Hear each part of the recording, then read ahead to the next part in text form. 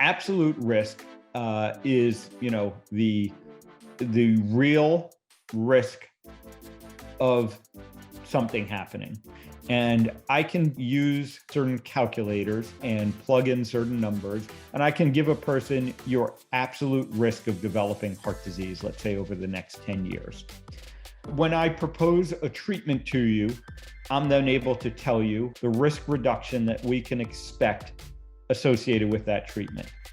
The most important number to understand is the absolute risk reduction. So if I tell you that over the next 10 years, you have a 4% absolute risk of developing heart disease, and that by doing a certain intervention, again, it could be lifestyle, it could be medications, it could be something else, I reduce your risk to 2% over the next 10 years.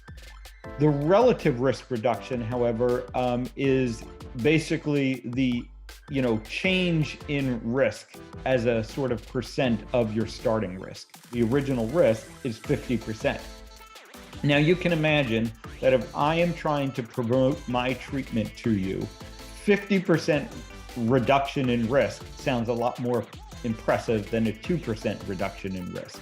You'll oftentimes see the relative risk reduction used in advertising in particular. Ask them, is that an absolute risk reduction or is that a relative risk reduction? It's the number of people that need to be treated for one person to see a benefit from that treatment. 100 people who have the same risk to start with, the absolute risk of developing heart disease over the next 10 years for that group of people is 4%.